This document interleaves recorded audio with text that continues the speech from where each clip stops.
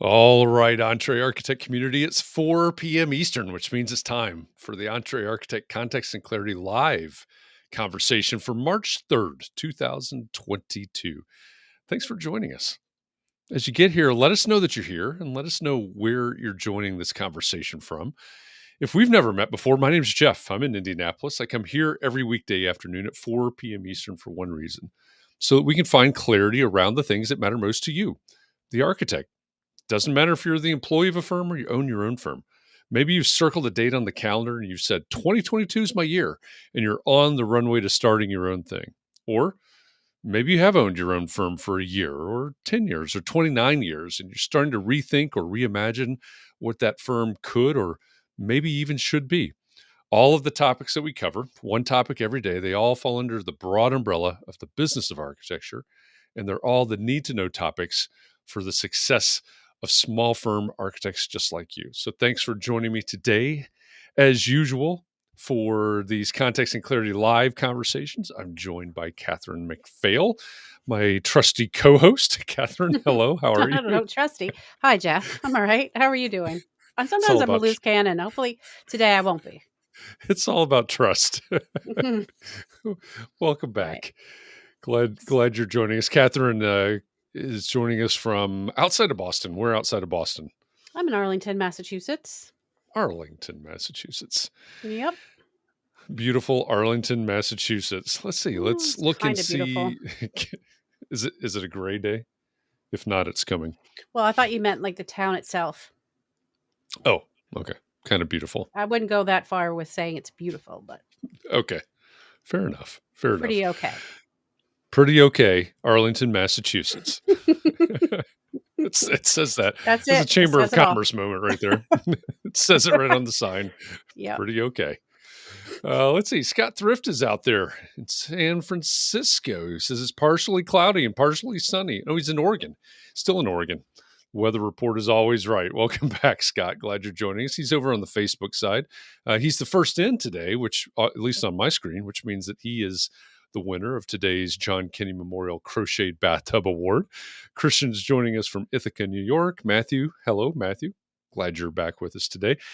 John Jones is joining us from Westport, Connecticut. Jay Caroli from the Sticks of Vermont. Welcome back, Jay. Benita, thanks for the wave in Atlanta. Mark LePage says, hello, my friends. 80 degrees and sunny blue skies in Waxhaw, North Carolina. Well, enjoy that 80 degrees. Yeah. Jay says it's 13 degrees. Touche. It's 13 degrees in northern Vermont right now. Let's see. Rod says it's 78 in Monroe, Louisiana. So there you go. You get the weather report from at least the eastern part of the United States. I see a lot of people joining us from Facebook right now, which is fantastic. I don't see anybody right now from LinkedIn or YouTube or Twitch or Twitter, which is curious. Usually we do. Maybe they're just running late. If you are on Facebook, for instance, and you're commenting, but your comments aren't showing up on the right side of the screen, here's a little housekeeping for you. If that's the case, you need to give Facebook permission to talk to Restream. We're streaming today for the first time, Context and Clarity Live, into the Architects and Allies group. So this may apply to folks in that group. You need to give Facebook permission to talk to Restream because you're in a private group. So there's a URL in the bottom left-hand corner of your screen right now. Take that, put that into your browser window. It's chat.restream.io/FB, as in Facebook. And a couple of clicks later, and you will the permission will be granted, and you'll be commenting and showing up on the screen like the ones that you see right now. So if that's not if you're commenting now, it's not popping up on the screen for you, try that. Chat.restream.io/FB in your browser, not in the Facebook comments, but in your browser. It'll take you to a separate site. A couple clicks later, permission will be granted. If you are on Twitch or Twitter or LinkedIn or YouTube right now and you're commenting, it's not showing up, try to use that same and shorten it, maybe YT or something like that. We've never encountered that really. So I'm actually just kind of making that up, but I suspect that's the way it works. For whatever that's worth. But hopefully we're streaming okay to the other places as well. All right. What have I'm certainly left something out in terms of housekeeping. Hmm. Anything? I don't know. I think you've covered it. Covered it. I talked long I enough should to take cover everything. notes. Yeah, I should take notes next time. Check it Yeah, off there's when you not that say it. much to it. But No, yeah, we need the checklist.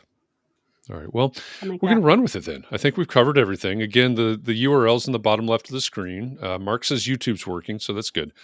So we've gone that far. So hopefully, we'll have more friends joining us from all the other platforms here momentarily. Leah says, thanks for the comments tip. Welcome, Leah. Glad you're joining us today. And anybody else, if you've never joined us for Context and Clarity Live before, where we do this simulcast to all the platforms, the chat.restream.io/FB is important to you because that's how the comments will go from Facebook to here on the screen with us. So I'm going to leave that up in the lower left here for another couple minutes in case anybody needs it. But we have an important guest in the green room right now. We've left plenty of green M&Ms for them. I'm going to check and make sure they're not still chewing on green M&Ms before we bring them in. Get the thumbs up from the green room, so we're okay. There's no green M&Ms in their teeth. So why don't I go ahead and introduce our guest for today. Our guest today is an architect and an activist, change maker, and a historian of sorts. She's the 315th living African American woman architect in the United States, a fellow of the American Institute of Architects, the 2021 AIA Whitney M. Young Jr. Award recipient, a senior associate at Adjaye Associates Architects, and the founder and executive director of Beyond the Built Environment. Pascale Sablan, welcome to Context and Clarity Live. Thank you so much for having me. You're welcome. I'm glad you're here. We have been waiting all week for this conversation. And for those of you that are new to Context and Clarity Live, we actually have Context and Clarity conversations every weekday afternoon. And what we do is we say, okay, on Thursday, we're going to talk to Pascale on Context and Clarity Live. We have some idea of what we're going to talk with her about, and we shape the entire week around that theme. So we started out this week talking about being inclusive. On Tuesday, we talked about alignment. Yesterday, we talked about celebrating diversity and diverse cultures. And so we've been sort of building up to this conversation with you today, and we're really looking forward to a conversation about how do we frame it? Justice, equity, diversity, inclusion, I suppose, to That's right. just kind of give it a general frame. I said in the intro that you are the 315th living African American woman architect in the United States. Hopefully, I got all of that in the right order. How do you know what that number is? So the way it worked is that Bradford C. Grant and Dennis Mann launched the Directory of African American Architects. And as you became licensed, you gave your proof of that accomplishment, then they were able to add your name to that directory. And if somebody passed away, they would move their name off of that list. And so that would kind of give you who we are. And at the time, I think there was about 12 of us who had passed away. In that capacity. And that's why I always make it a point to say living, because I don't want to be part of that force of erasure that takes away the very important accomplishments of those important 12 women before me. And so that I think is important because it's very rare for me to see, before kind of engaging professionally from academia and early parts of my career, it was very rare for me to see another person of color, specifically African American women, practicing architects. And so when I say 315th, I'm kind of both acknowledging the rarity that I bring to the table, but also that I'm part of a collective, and that we're growing forward, and that it's a metrics that we're tracking because we want to manage it, right? We want to make it better. And actually, when I elevated to the College of Fellows, I ended up being the 20th African American woman to ever reach the College of Fellows, and the second in all of New York. Wow. And the youngest African American to ever reach that distinction. And so again, I speak to that because we take it for granted, right? We see the names, those acronyms after people's names everywhere, and we just assume that it's more common than it isn't than it is, and it actually isn't. So I try to proclaim this in two folds: a, that there's an awareness for that, but then it also encourages other BIPOC designers to submit, to apply, to put themselves out there, and to be recognized for their work and for their accomplishments and their contributions to the built environment. Yeah, that's I'm glad you're doing that. And this morning on Clubhouse, so again, those of you that are not familiar with everything that is context and clarity, every morning, every weekday morning, we're over on the Clubhouse app. We call it our coffee talk at 9 a.m. Eastern. And we were talking about the 315 for a few minutes, and and it's absolutely staggering, I guess, that if we have, I don't know, roughly 100 and some odd thousand registered or licensed, 115,000 registered architects in the United States. 115,000 currently, and historically you're 315, which is a incredibly small number, right, in the overall. And so so we were talking about the importance of that number, I guess, this morning. And I guess that really kind of goes to everything that you're working on right now. Yeah, and also, kind of speaking to that, roughly, I believe we're still slightly below 2,500 African American registered architects in the United States in total, right? And NOMA, and I believe the Large Firm Roundtable, I believe, has a pledge called the 2030 Challenge, which is to reach 5,000 registered African American architects by 2030. And to do that, we would need to get about 2024 newly registered architects every month between now and 2030. And in actuality, we're hitting maybe one, two per month, Yeah. right? And so it's not just a willingness of like us to become licensed, but what are the structural changes that we're doing to include that, to make it happen? Are we making sure that the test is equitable? Are we making sure that we have access to the information? Are we making sure that the education required is within reach of somebody who's socioeconomically disadvantaged? We have to really consider the full pipeline. Also, how do we incentivize those who've been practicing in the field for years, decades, who never got licensed? And so really trying to be strategic and multifaceted in trying to increase those numbers. And I'm a very positive person. I believe we can make all things happen, but this is definitely a task that will require all hands on deck, all parts of the pipeline to be examined and to be modified to allow for that kind of growth. And I really hope that we make it. And hopefully some of the work that I'm doing is helping making an impact and getting us closer to that goal. Yeah, you bring up a good point about all the different ways that you would attempt to meet that goal. And someone brought up, I don't remember which day this week it was, but they brought up basically the path to the profession. And this is actually because I teach a class. We're actually going through accreditation like right now as we speak, or reaccreditation as we speak. One of the pushes is the conversation, and I assume this is driven by NAB, but I don't actually know that for sure. I haven't fact checked that, but pushing the path to licensure, I guess, or path to the profession conversation. And I like to include path to and path from. What do you do? How did you get here? So the class I teach is in master's program, MArch program. How did you get to this point? And for my class, it's often somewhat varied. What do you do now, and where do you go from here? But what came up in conversation one day this week was I think many times, and you tell me what you think about this, but I think many times there's leadership in firms that have this idea, oh, this is what being an associate, what needs to lead to being an associate, or this is what an employee needs to have, and it's a very narrowly framed path.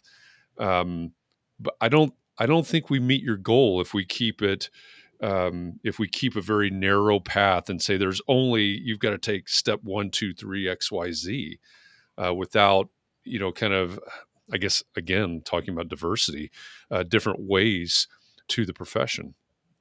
Right. And I think that's important because it's by no means is anyone asking for the bar to be lowered. And I want to be Right. very clear about that, right? We're not asking for the bar to be lowered, but what we are asking is that we take a look at the systems to see if there's embedded racist and sexist components that is hindering qualified people from consideration, right? And when we talk about from the lens of a firm structure, right, that requirements of what it takes to go from a junior architect to a architect lead in your office, those steps and what it takes to get there is very ambiguous and not very is not published, right? And it requires you to create a relationship with leadership that helps guide you and mentor you in that capacity.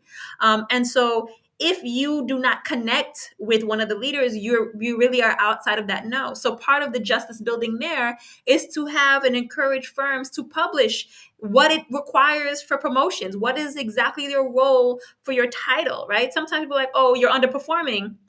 Okay, where was the list that told me what you required and expected from me in the first place? Right. And so that's something that we need to recognize is the access to information and ensure that the criteria in which we're looking at is equitable.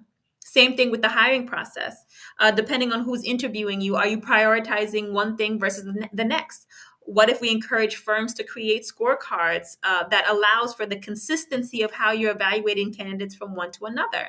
And so I think it's really about thinking about, again, systematic ways of changing the opacity of becoming a licensed architect is really critical. So when we have these fun programs with kids and we're like, yeah, you could be an architect, it's not just about coloring books. We got to be honest about what it takes. We got to tell them, oh, there's a difference between an accredited program and a non-accredited program. And if you go to this, you're going to need to invest in additional years of education. Some students don't know that. When we think about what schools provide B-Arch degrees, the price point of the tuition, right? And then ultimately, if you even go further forward to that, what incentivizes a person of color to enter the profession if the profession doesn't serve their communities typically, right?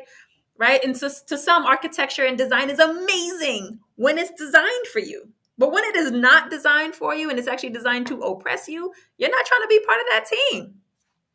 So we actually need to reshape our relevance to communities, specifically those who are socioeconomically challenged, to understand that we are not just beholden to the clients that cut our checks, but to everyone who's impacted by our projects. And their voice in developing and designing these buildings are necessary to make something comprehensive and design excellence, to be quite honest and fair, that echo these ethoses of sustainability, of justice, of equity.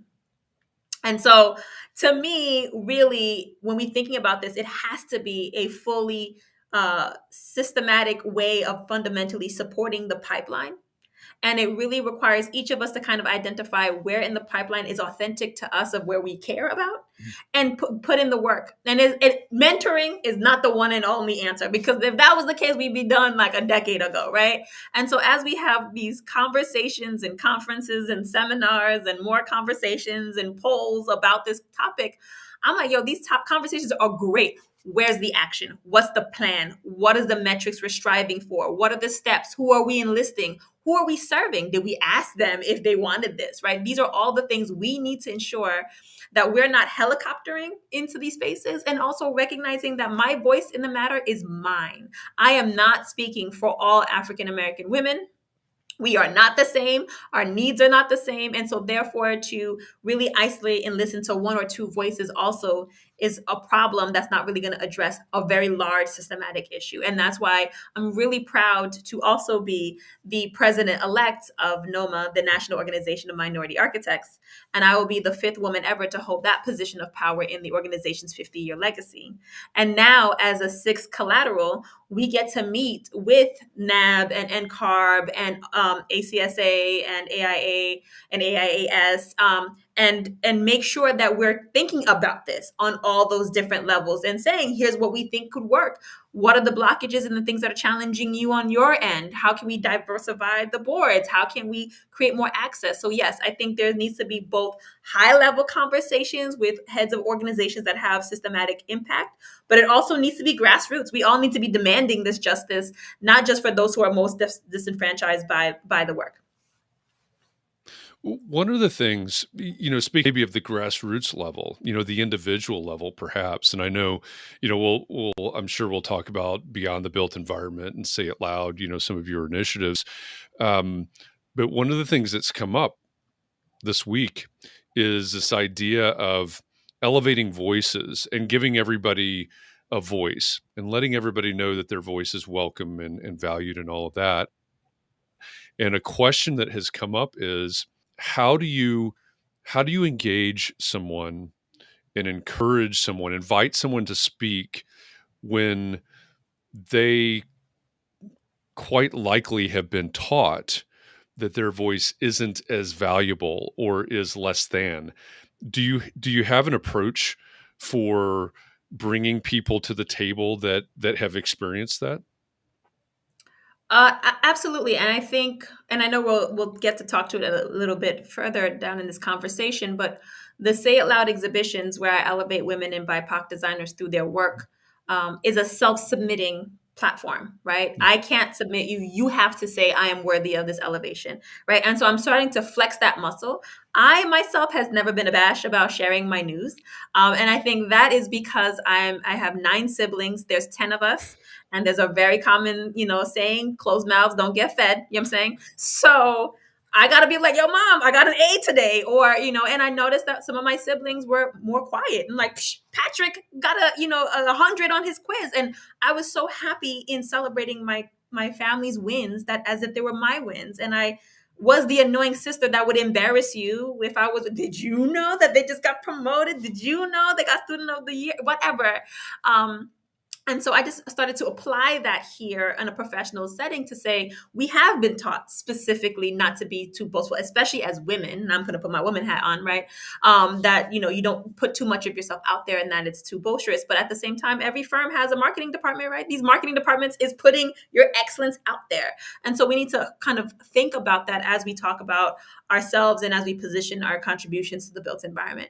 The other component that I think is quite important is that we're also taught to think that projects are designed and executed by one person, right? You'll have this gigantic skyscraper that kisses the moon, and then say, this is the one and only architect who designed it. That's not true. That's not fair. That's not accurate. Nothing takes one person to do, including my hair. It's a whole group effort, everything we work on, especially architecture and design. And so thousands of people participate in getting a project built. And so I'm asking everyone to claim their role. I'm not saying be false or lie about it, but hey, if you spent 2 years developing the residential plan of this master plan, that's yours. That's your contribution. You should claim that. And we should not be pushing anybody aside for that as well. As well as, I don't appreciate that we also be told this is the one and only woman that we can herald at this time. Zaha Hadid holding it down for a long time. And then now it's like, all right, now it's Jeannie Gay. No, we can talk about and celebrate 1,000 women architects at the same time. Why not? Why are we prioritizing one at a time? No. And so again, with my exhibitions, it's about elevating women and BIPOC designers of their local community so that their local community can see them. And also they get that reinforcement of like, oh, wow, I go to that library. Oh, I attend that school. You're the person who does it. Well, I might be interested in architecture. Let me follow you on LinkedIn. Let me follow you on Instagram. Let me go to a lecture you're doing. Let me listen to your Context and Clarity live interview, right? You makes us a more accessible to people who are considering the profession, especially since it's so opaque. So yes, a lot of times we are told to keep our voices quiet. And so I am trying to structure programs and platforms that amplify that. And also when I am included or invited to a table, I am flipping tables over. I am not sitting there quiet. I am absolutely have my agenda. I'm very clear about what I'm looking for. I'm unapologetic about it. And if I have power to yield, I'm yielding it to moving that mission forward. So if it's like, I'm not approving this, whatever it is, until we have a higher percentage allocated, that's my stance. And nobody should ever be shocked by that when I'm in a space. And so that also is to say, for those who do have the power to be in those spaces, to make that authority in those claims, you have to make opportunities for others. You cannot just sit in it for yourself.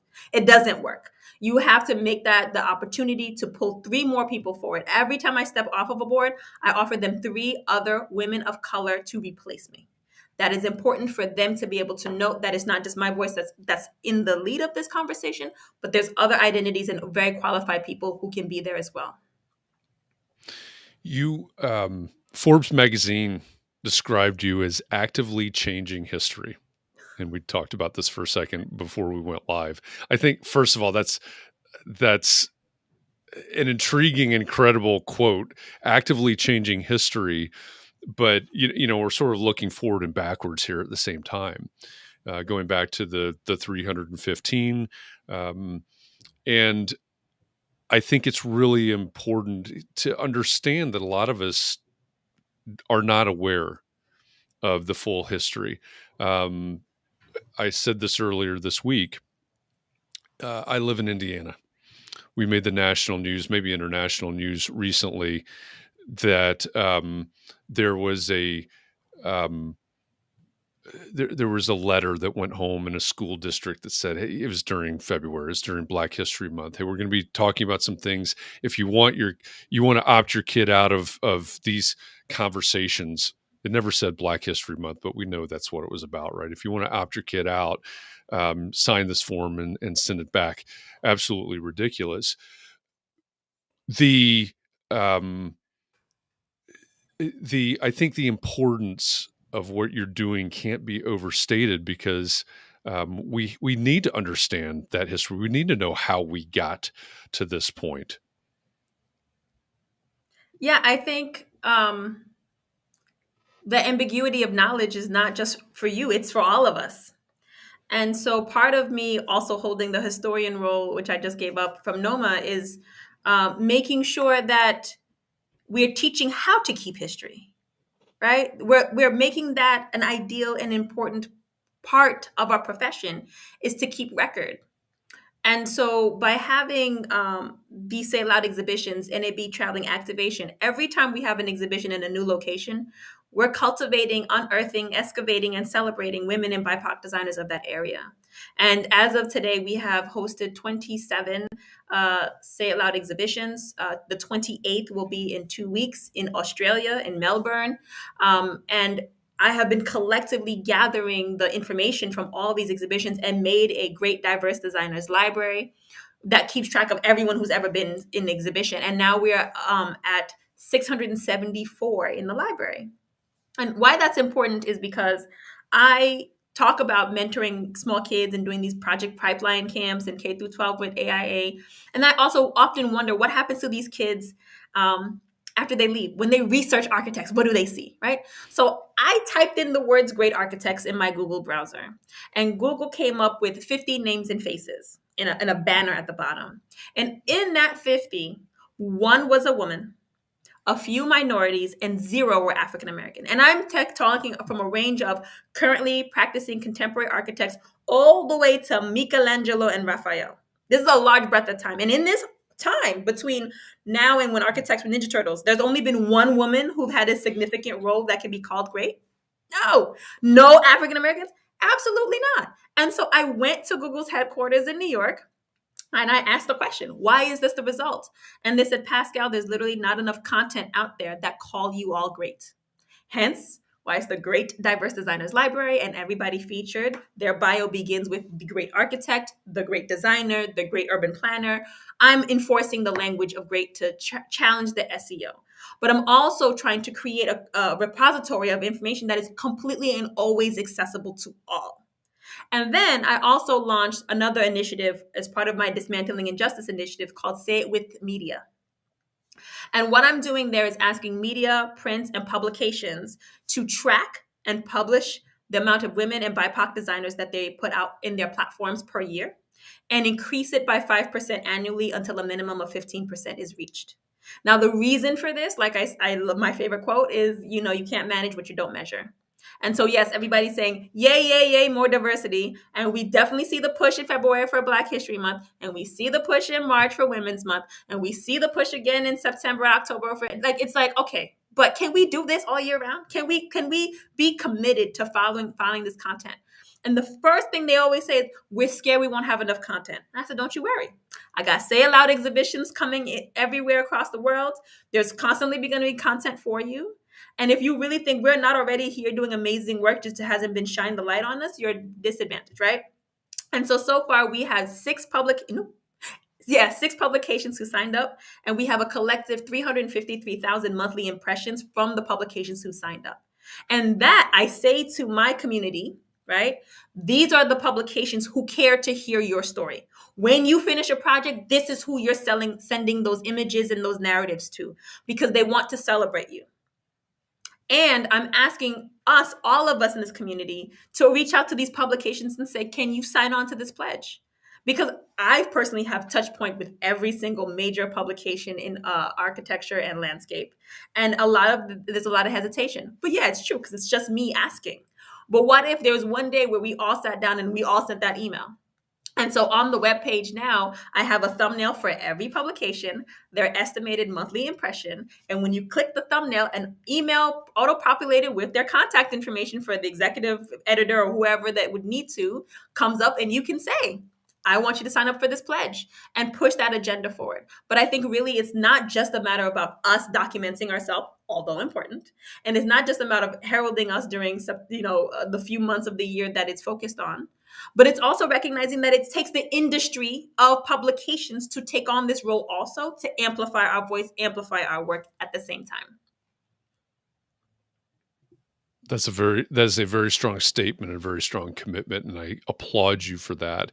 I am so my challenge to everybody in the audience right now, and we will get the link that Pascale is talking about, and we'll get it up on the screen for you. And my challenge to all of you is to do exactly what Pascale just did, or just said. Reach out to these publications and make the ask, make the demand, if you want to call it that. So here on the screen momentarily, you will see it's going to be really long on the screen, but we could figure it out here. My bad. I didn't make a busy. No, it fit perfect. So there it is, beyondthebuiltenvironment.com, which go to beyondthebuilt.com, and you'll find all the information about Beyond the Built Environment, Say It Loud, and all the rest of the initiatives that are connected. But beyondthebuilt.com/say it with media, hyphens between the words there. It's on the bottom of the screen right now. So that's the challenge to everybody in the audience, is to go to that URL. Once this conversation is over, don't leave right now. We've got more to talk about. Yes, please stay with me. Go there. Yeah, go there. Go there and make the ask of those publications. Katharine, is it? I don't think the comment that you were talking about is going to fit on the screen. Is it easier just to read it? Yeah, I mean, basically, so Rod says he has a serious comment for once. I live in the Deep South in a city with more African-American residents than white. I've met a lot of professionals here who are not white. For example, my dentist, GP, endocrinologist, retina doctor, and cornea doctor, yes, I have a lot of doctors, are all people of color. My comment is that many professionals are people of color, but they tend to gravitate to medicine and law. Has a comparison been done between professions in regard to BIPOC? Well, I'm not sure if the comparison has been done specifically, but I can tell from my personal experience as a child of Caribbean parents, I only had two options: to be either a doctor and or lawyer growing up, because and these or huh? You could be both, and or doc. You could be both. They would be okay with that. You know what? Those were my options. So if you want to do a combination of it, do that. Yep. But like, those were the two to figure it out. And Okay. I think it's because these professions are so highly respected and regarded, and there's a little bit more of a knowledge about what they do, and they see the impact and how they can serve people, right?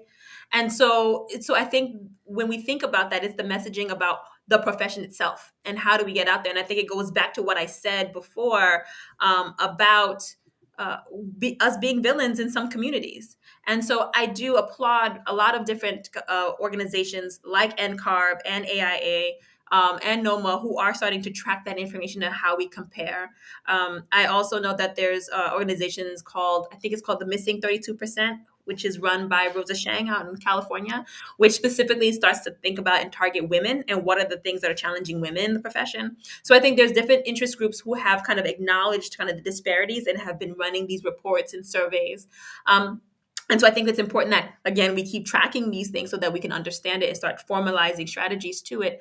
But I think it really is about how many movies and TV shows do you see doctors and lawyers as this really amazing hero character, and then how many movies do you see architects actually doing architecture in these same kind of media outlets? So I think it's really about us becoming relevant to our communities so that they think about us as a viable professional trajectory. And that was actually something that my parents were very apprehensive about when I said I wanted to become an architect, to the point where they signed me up to What's an Architect seminar in New York at One Penn Plaza. That's right when Metro cards came out. So I learned how to take the train to the city. And it was a group of 30 students.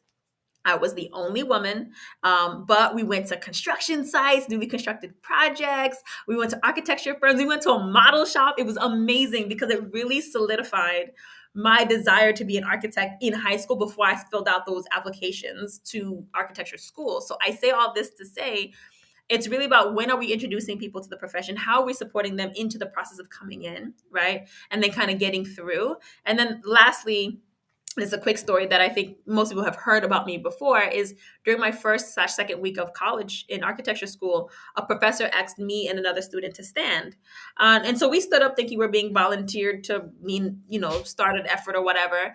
And he said, okay, so these two, for example, will never become architects because they're Black and because they're women. And okay, you guys can sit down now. That was the lesson of the effing day, right? So I sat down That's shocked. so shocking. That is shocking. I can't believe anybody would do that. Okay, That's so awful. hold that thought, Katharine. Hold Okay. that thought. So I sit down. My peer to my left, Simon C., I'll never forget, said, Pascale, that better not be the reason why you stop. You better persevere and prove him wrong, right? And that was the words me as a competitive person needed to hear to persevere through that moment. But when I do my public speaking in my lectures, I often ask the audience to stand if they've ever been told that they're inadequate because of their gender and race. And people are standing. People are standing in schools of architecture. People are standing in conferences. People are standing in professional settings. And so what I'm trying to say is that it's upsetting, it's shocking, but it doesn't just happen to me. It is actually part of the system of maintaining a reduced number of women and people of color in the profession. And that's why I'm asking for schools to really say, what is the system's accountability when professors say some things like this? Right? How are we creating an opportunity for students who feel a level of discrimination to even report it? So we need to actually hold people accountable to these unjust conversations and statements, and be able to make sure that it's clear to everyone that it is inaccurate as a statement, it is false clearly, and that it will not be condoned. And if your school don't want to put in that kind of structure, then you should should lose your NAB accreditation. And I'm in those board meetings pushing that agenda. So, I mean, we'll see what happens. But I know a lot of people say, like, when it comes to justice, you have to have people be willing to make the change. You can't force it. I'm a person that's like, no, there's people been suffering for long enough. This is the forcing. And if y'all don't want to do it, let's have a robust conversation about it. And let's talk about it through. But I think it's really important that we start advising and creating ways of accountability so that these things that are happening are not happening moving forward, and disenfranchising and stopping more people to continue on. And I feel lucky because it was just one moment. And that's why I can speak to it. I can say, I remember the day. I remember who I sat next to. I remember how I reacted. I remember who the other person was. But imagine there's some students who that was their constant everyday experience. There's people who work in firms that's their constant everyday experience. And that's not right.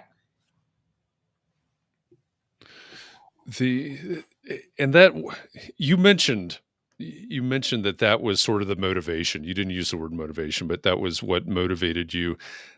That wasn't the point of that statement, though, was it? That was a statement. It was because, I don't know if you all know, but in architecture school, when I started, the first week, it felt like every class was about how not all of you are going to last. Like, look to your left, look to your right. Only 20% of you are going to graduate. This is a very rigorous program. If this really isn't for you, you should leave the program now. So it was kind of like this kind of setting up the expectation of the intensity of the architecture program and curriculum that was pretty consistent from class to class, just to make sure that it was clear that this wasn't going to be like a chill kind of major. So for him, he was basically just trying to say, there's people in here who just simply don't have it in them to cut it. So I'll give you these 2 points. And it's a class of what, 50, 60 students? And there was only two of us. So, I mean, and when we studied and went to think about the great architects that I was being taught, none of them were Black women. So is it that he was being vicious or mean, or he was speaking to his truth of what he had learned and what he had come across? And so that was all part of kind of that system. And I thank him for giving me such purpose, right? I said this was my mission moment, because at this point I realized that whenever I walk into a space, I'd always be representing more than Pascale, right? I'm always representing my gender and race. And so therefore, I have to show up and show out at every moment, at any time, because my efforts cannot be the reason why someone else loses an opportunity. I have to be the reason why more opportunity is created. So that means, oh, I mean, I'm feeling really sick, I have a fever. No. I can't be the Black girl that doesn't go to class. I have to. And so having that privilege of having that purpose so early on really drove me through my academic career.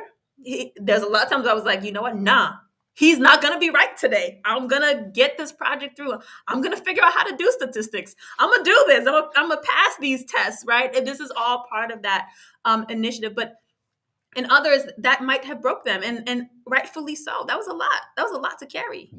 And so I say all this to say it wasn't that I was being disruptive or anything in class. I just think it was his truth, and he was sharing it as a fact because that's all that he knew. And therefore, as we build these libraries of the great diverse designers and have all these exhibitions, it's so that we can expand the horizons of what the great architects look like, not just to those who look like me, but those who look like my professor as well, because he equally needed to see us flourishing in this capacity for him to understand that as well. Have you written to him? No, I actually refused to remember his name. I said, you have too much prominence in my purpose already. This is all you get. But back in 2018, I was given the Pratt Institute Alumni Achievement Award. And they looked it up. They're like, we know the professor if you want the name. And I was like, nope, don't want the name. I don't. Good. So he's probably heard. So no, I don't know what happens to him or what's going on. But shout outs to him wherever he is, because he put me on a path. Yep. Yeah, I agree. I'm glad that he gave you that purpose. Methodology is questionable in my mind, but I'm glad he gave you that purpose. Katharine, Leah has a good question here. Can you elaborate more on the effects of the systemic burden that requires women, and particularly Black women, to be perfect and work twice as hard in order to succeed? Wow, that's a question. So I think through my education and my professional career, I was very aware of my Blackness and how it relates to a space, right? You know, I'll go into a conference room and I'm setting up the computer to do the presentation, and they're like, oh, I would like coffee with some milk. And I'm like, I'll have the secretary get that for you, but I'm going to run this project for you, right? So I had to I was very aware of my race in spaces. It wasn't until I became a mother that I really started to understand some of the burdens that women face. Like I kind of assumed a lot of things were on my race and not on my gender, until I became a mom and realized how inadequate the built environment and the profession has prepared for us and the needs that we have. And then so, and I'm saying all this to say there's a level of empathy and sympathy that we need to acknowledge. There's certain roles that we can kind of step into, or shoes that we can step into and kind of understand what the problems are. But there's some that I'll never step into to really fully understand. So I try to make space for anyone to bring forward the burden that they're carrying so that they can speak to it, because I might just not be unaware. And even though I'm unaware, that education will allow us to be more empathetic and therefore create opportunities for justice and opportunities for them to come into the space to provide that justice. Now, when it comes to justice, double work twice as hard, I hold myself at a very high caliber. I really do not try to be late for deadlines. I don't know if it's so much self-imposed or it's systematic of how I've learned it. but I really carry that torch of that I need to be the definition of excellence at everything I do at all times. And sometimes that's great because it yields really great opportunities working with my hero, Sir David Adjaye. Shout out to the person who asked the question, how to pronounce that, to having a wonderful supportive family, to the kind of work that I'm working on, to the acknowledgments and the awards that I've received, to the roles and responsibilities that I have, is clearly a byproduct of it, but is definitely pressure that I'm feeling. And what you'll notice in conversations specifically about women is when we're thinking about promotions, I'll hear people say, oh, well, she's engaged. Are we sure she's going to really be around? This is the thing that we're talking about in terms of that flexibility that we need to acknowledge, that is required, that it's not just a woman's thing. Two people need to come together to make this baby happen, or sometimes even more, right? So let's not just burden one side of the equation in terms of their ability to stay in the profession. Let's not always assume that it's going to be the woman's role to be the primary caretaker of the child, right? We need to just kind of debunk and kind of synthesize and pull these things apart and really think about family as not an individual sport, but a collective. And also, having a child doesn't establish your value, right? People have parents who are ill, or family members or siblings. This is why the profession needs to be more flexible in regards to creating a capacity for us to be there for those who love us and who we love at the same time. So I'm so sorry, Leah. I know you're amazing. And I do not know that I fully answered your question in all its totality. I do think some of it is systematic and from conversations and what I'm hearing and seeing. Others is self-imposed on what I think excellence has meant. And because of that, right, that burden, right, also created opportunity within it. So I try to acknowledge it and move it forward as well. And then I also try to maintain as much as my identity as I possibly can. Now, today is a bad point in example, but I typically wear my hair curly. And I typically wear my curly in a big, huge curly afro all the time, because this idea that my hair has to be straight to look professional was something that I really had to fight against. That was a struggle that I did for 2 years. And that was because I became pregnant and I wanted my son to see beauty in himself. And how can I do that if I was religious about flat ironing my hair every week, right?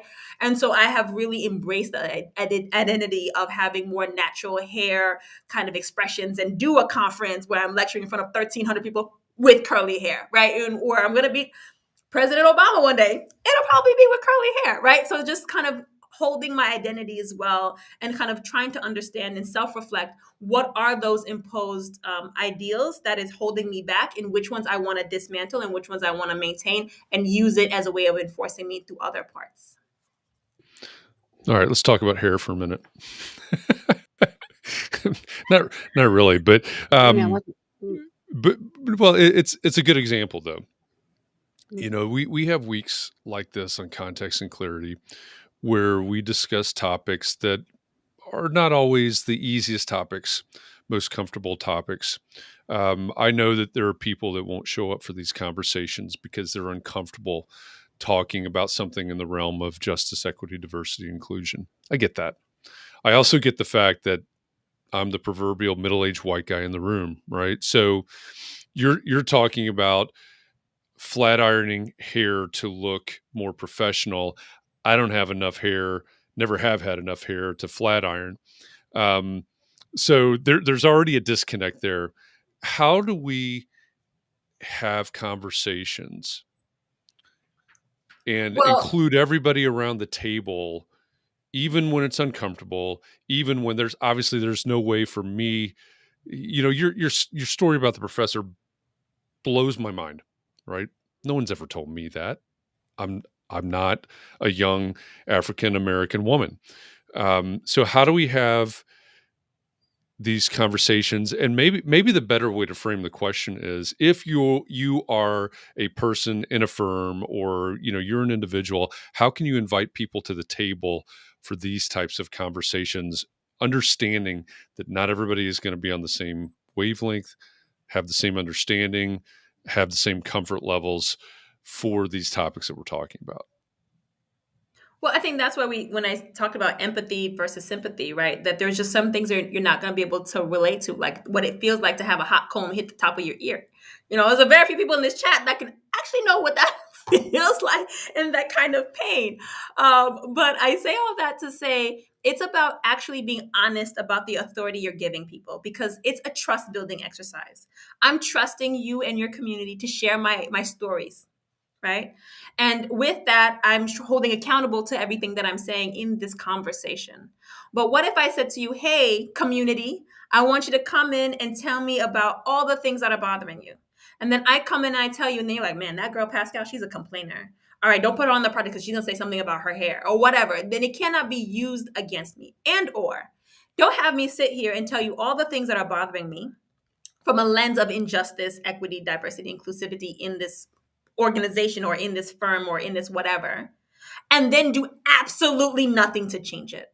Because the next time somebody asks me, I'm going to be like, no comment. I got nothing to say. There's no point, because I'm re-traumatizing myself to share what's happening, and I don't see an outcome that serves me and or my community in any regard. And that is a similar statement when we do community engagement for projects. Please stop asking community people to come in and fill surveys and come eat cold pizza and some flat soda to talk about your project and get post-it notes of what they want, and then once they move, go, that doesn't match my aesthetic, it doesn't matter. Because the next person who comes to that community and says, hey, I want to engage you, they'll be like, man, keep it. And that's what I'm saying. We need to really, really, really be systematic and understanding that when we say uncomfortable conversations, uncomfortable for who? I'm in a constant state of uncomfortability. So why are we acknowledging your discomfort to have a conversation when we're not excusing the fact that I'm already living in that space? So uncomfortability is an irrelevance for me. I want to know about the action. When I tell you this, what's going to happen? Are you going to say, wow, that was interesting, and just go about your day and maintain the same thing that you've always been doing? Or am I motivating or inspiring somebody on this community to do something different, to evaluate and assess differently? And I think earlier in our conversation, I said, I do not represent all of us because I'm unique, right? And I don't even represent my family. Me and my sister are very unique and different, right? And so these requests for information, these requests for engagement needs to be bespoke, and it needs to be authentic, and it needs to have accountability, and it cannot be burdened in terms of that action to be on the person who told you what is hurting them. It cannot be, man, you go through all that. All right, cool. You should start this diversity and inclusion committee, and then you should put all this program that really starts to set that out. We're going to put 0 hours on your timesheet towards it. So this is really going to be like your overtime and your weekends to do this. And then, hopefully one day you'll find justice.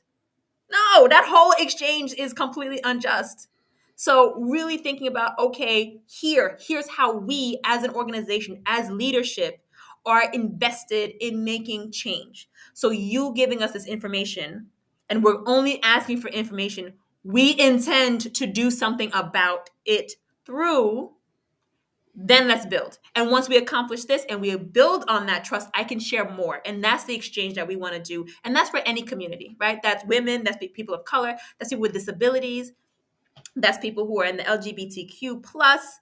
Like, it's everyone needs the space to talk about things that are not typical, and they need that opportunity. That's why I put my preferred pronouns, because I'm assuming that I don't assume what all of you guys think it is, right? I need to maintain that and provide that empathy in a space to say that some people might change theirs to say they, them. Some might say he, him. And I might not have assumed that. And that's the point. We assume a norm. We assign an image. There are a few magazines that says, oh, which icon architect are you? And it's a bald person with black glasses. I'm like, okay, how does this person look like me? Why are we putting an avatar of a particular gender and race when we're talking about this profession? We cannot do this.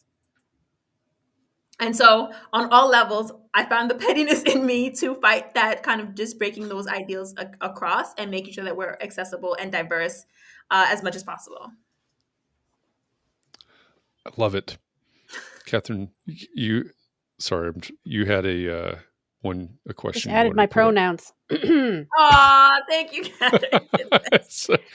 Yeah. Well, okay. So Israel wanted to know, what is the world that you want to see?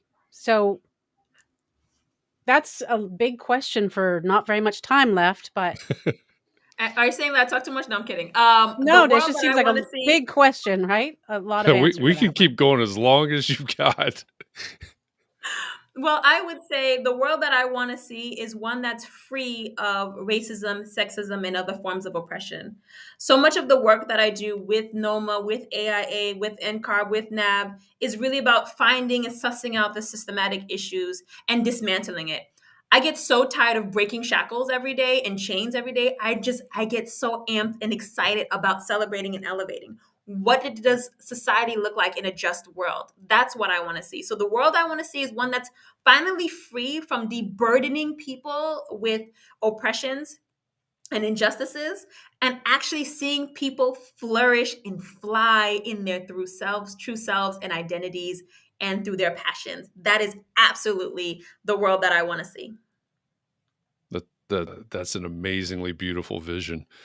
Um, this is another one of those conversations that I'm going to feel bad that we actually have to wrap this up because we could keep Oh, going for a couple of hours here, I think. But you might your office may not support you being on Context and Clarity for 3 hours on Thursday.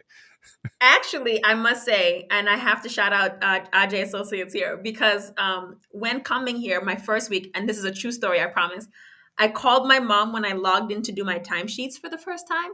And at the top of the kind of timesheet system has, PTO, holiday, general, and then advocacy Oh as wow, like it's as part amazing. of the template timesheet.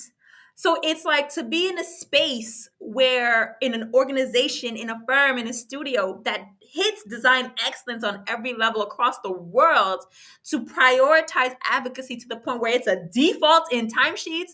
Man, I've never seen something so beautiful in my life. And I know I can geek out a little bit about timesheets, but I just thought that it just was such a good indicator of the kind of support that I have here, that I can have these conversations during work, that it doesn't need to be like, can we do this live at 7 p.m. when I'm home? Because, my previous office would never allow that, right? And so I think creating opportunities in firms as firm leaders and organization leaders on this in this community, creating space and opportunity for people to lend their voice to these conversations, to show their expertise in these discussions, is also equally important, because half of us are just afraid of upsetting our bosses to not do these things that would upset them, that they miss out in having positions of leadership and exposure. So again, shout out to Adjaye Associates for providing this system of support that's not just for me, but for everyone who works here. Yeah, that's amazing. That's amazing. So if Oh, thank you, there's some Jay. nice sentiment. um, if what's the one thing that everybody in the audience needs to do today? In light of everything that you've shared with us, and getting to your vision, right? The vision of the world that you want to see. What's the one thing that everybody needs to do today? Today, everyone needs to take a few deep breaths, center and ground themselves in what they need, and then really think about the full pipeline of what it means to be in this profession. Identify which part makes their heart flutter, that they find to be innately powerful for them, and then get involved. Get involved, whether that be through AIA, get involved, whether that be through NOMA, get involved, whether that be through Beyond the Built Environment, but get involved. And it doesn't need to be a whole new organization that you're building. It could be mentoring one person, it could be participating in your community, it could be helping create graphics for a community rally, whatever it is, but just get involved. But I think the moments in the time of sitting back and letting other people solve this very big issue is a hard one to continue. That we will all benefit from collaborating with you, and you don't need to feel that you need to solve the entire burden yourself, but a little piece of it will go a very long way. So I would just want everyone to get involved in a place that feels authentic and accurate to them. Amazing. I love that. We talk about authenticity a lot, and that really rang true in everything that you are and everything that you talked about. So, Pascale Sablan, thank you for this wonderful conversation today. The inspiration that hopefully we'll all act on coming out of this conversation today as well. Again, if you're out there maybe you're with us live right now, or maybe you're watching the replay of this later. Beyondthebuilt.com is the website for Beyond the Built Environment. I challenged you earlier to go to beyondthebuilt.com, say it with media, and go and request that the leaders, the people in these publications,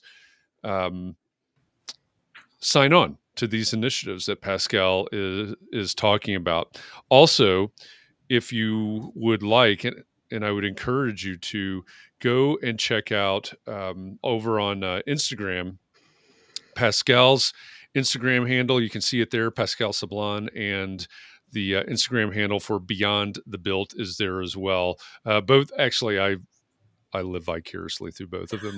I stalk both of them. So go check them both out. They're very different. One is Pascale's personal, and one is Beyond the Built. And it's really interesting what Pascale does with the Beyond the Built. So I'm not going to tell you any more about that. Just go check that out. I love both of them. So again, Pascale, thank you for this. For everybody that's out there in the audience, thank you. Thank you for, I say this all the time, but thank you for making context and clarity a thing. We are, let me just check really quickly here. We are roughly 400 and, sorry, I've got to scroll a minute. We are roughly 460 conversations in at this point. Wow. And it's only because of all of you in the audience that keep this going. And it's only because you keep this going, you make context and clarity a thing, that we have the opportunity to have this conversation with Pascale. So thank you for making this a thing. Thank you for showing up. Thank you for your questions and your comments. I hope that you will all be well and be safe. Take care of yourself. It's a crazy world out there right now. So take some time to breathe and relax and rejuvenate, because we're going to do this again tomorrow. So take care of yourselves, and I hope that I will see you all somewhere sometime soon. Thank you.